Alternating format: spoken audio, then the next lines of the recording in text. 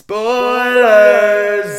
Alright, back home in California, and Star Wars The Force Awakens has been out for quite a few days now, so let's finally talk some spoilers. And yeah, that's an official spoiler warning. If you've not seen Star Wars The Force Awakens by now... couldn't even say that with a straight face. Yes, I agree, BB-8. Let's talk about some spoilers. Alright, first thing I'm going to talk about is Kylo Ren, because this bastard needs to be talked about. Pretty early on in the movie, we actually find out that he is the son of Han Solo. Which, I mean, cool, you know, you knew Kylo Ren was going to be some important figure related to some of these characters. He's not just some random dark-side enthusiast who just popped up out of nowhere. He's the son of Han Solo and Leia, he's the nephew of Luke Skywalker, he's the grandson of Darth Vader. And you find out that after the fall of the Emperor, Luke took it upon himself to train this new generation of Jedi, and his nephew is going to be one of them, Ben Solo. And through some weird twist of events we don't know all the details of yet, he was seduced by Supreme Leader Snoke, who I love in this movie, by the way. So Ben Solo turned to the dark side, and now he's become Kylo Ren. So good, now we know a little bit of backstory to Kylo Ren. More on him later, though. Let's talk about Rey, shall we? After seeing this movie, isn't it pretty obvious why she's my new favorite character? Not only is she like the most attractive person ever, I say that about like any pretty girl I'll ever talk about, but this time I actually mean it. And it's good to know that Rey is the Force-sensitive one of the group. I love that scene where they're in Maz Kanata's cantina, and she hears the lightsaber calling to her. She hears it in the form of memories. It's really cool. She finds Luke's old lightsaber, she touches it, and then she gets this vision. Kinda reminded me of the Horcrux in Harry Potter. You know how he touched the ring and it brought back traces? Same thing kind of applies here. And in fact, in this vision that she gets, you kinda hear a few familiar voices. If you listen closely, you'll hear Yoda, you'll hear Alec Guinness. I guess lightsabers are now able to carry the memories of their previous owners. That's news to us. And again, that lightsaber has seen a lot of shit, hasn't it? But I just really like the fact that Rey is the Force-sensitive one of the group. The marketing fooled us all because we all saw Finn with the lightsaber in all the trailers and all the posters. So all of us were like, oh, Finn's gonna be the Force-sensitive, he's gonna be the Jedi. And while Finn might still be a Jedi, I'll get to that later, Rey's the one with the Force for now. She does that Jedi mind trick on that Stormtrooper who was Daniel Craig. Yeah, I looked it up. That Stormtrooper, she did the Jedi mind trick one, he was actually cameoed by Daniel Craig himself. And while we're still on the subject of Rey, let's talk about Rey's theme composed by John Williams, because it has got to be one of my favorite musical scores from John Williams I've heard in a long time. It so perfectly describes her character, where she comes from, what she's feeling.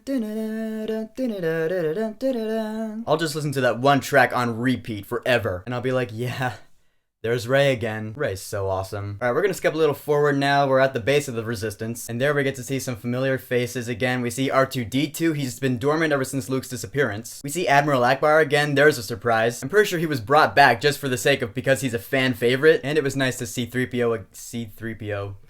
It was nice to see C-3PO again, wasn't it? I like it when he saw Han Solo, he was like, oh, I'm sure you don't recognize me because of the red arm. I'm like, classic 3PO, man. I'm so glad Anthony Daniels came back to do him. He was offered just to do the voice because of his age, but he was totally willing to put the suit back on. Props to him. Alright, now as far as this movie goes, there are two big scenes in this movie that were just shattering to Star Wars fans. One was a bad thing that happened, and one was a really good, cool thing that happened. Let's talk about the bad one first. Now, of the original trio from the original trilogy, Han Solo is the one we see in the most in this movie, and he's the one who was marketed the most. The ads for this movie were really playing up Han Solo, and for a pretty good reason. So we're inside the Starkiller base, and Han Solo gets some FaceTime with his son, and he's trying to convince Ben Solo to come back to your family. And the way this scene was set up, the lighting, the big vast shaft they're standing over, you see the sun in the distance being sucked up by the Starkiller base weapon, and the conversation that Han and Ben are having, I was like, oh god, no. Like the first and second time I was watching this movie, I was just, this is what I mean when I said that Kylo Ren really believes the dark side is the way to go, because he's like, I'm being torn apart by this pain. By pain, he meant those few shreds of light that are still in him. And he holds out his lightsaber to Han, he grabs it, and then great symbolism here. You see the last of the sun disappear from the sky, and the room goes dark. The last of the light is now gone, and Ben Solo just impales his own father. The first and second time I saw this movie, I cried so hard, because this is a character that a lot of Star Wars fans, including myself, have known and grown up with their whole life. And some people might blame J.J. Abrams for this, but really think about it. In all the interviews and press I've seen for this movie, Harrison Ford, I was like,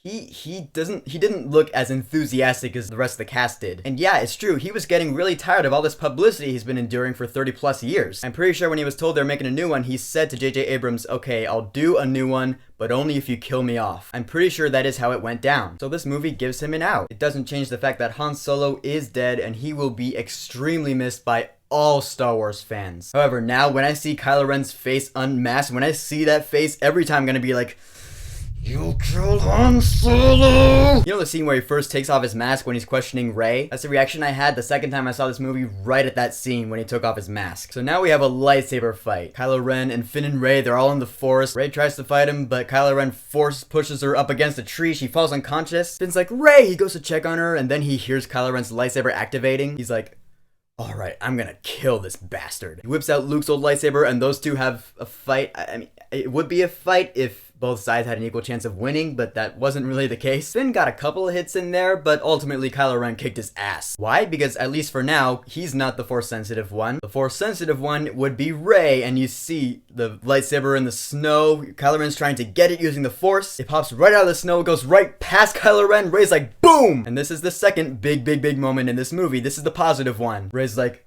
oh, yeah. And so it's Rey versus Ren, and we have a smackdown. Now, at first I was like, wait a minute, she's never held a lightsaber in her life. How does she possibly know how to fight with it? But her being in tune with the Force, she does have a little bit of an advantage against Kylo Ren, who also hasn't really fought with anyone else with a lightsaber. At least not in a long time anyways. So Rey and Kylo Ren, they're fighting, and they both get a couple of solid hits in there. But in the end, Rey wins. She pokes a hole in him right here. She gives him a huge slash on his face, which I'm pretty sure is gonna look badass in the next movie. And that's it. Rey wins. The fight is over because, you know, the ground was crumbling between them, which is pretty convenient, I guess. The fight would have gone on if that hadn't happened. And at the end of this movie, the map to Luke Skywalker is complete, and Rey goes to find him. And she gets to this island, and we see Luke Skywalker. We see him. He takes off his hood. His hair's all nappy. He's got that weird new hand. Rey takes out the lightsaber. She holds it out, and boom, that's the end of the movie. So we're like, all right, Luke is gonna train Rey to be a Jedi. Finn's gonna be fine. We'll see him in the next movie. Why? Because he was an awesome character. Getting back to Finn, my friend and I were discussing him after we saw the movie. You know how all the marketing showed him with the lightsaber? My friend brought up a point. He said that I don't think the studio is going to take the idea of Finn as a Jedi completely away. Recall that Leia didn't have the Force ability until the end of Empire Strikes Back. And even then, we didn't know it for sure until Return of the Jedi. The Force awakened in her. So maybe in the same way, the Force can awaken in Finn later down the line. I'm just saying, it's a possibility. Star Wars Episode 8 comes out in a year and a half,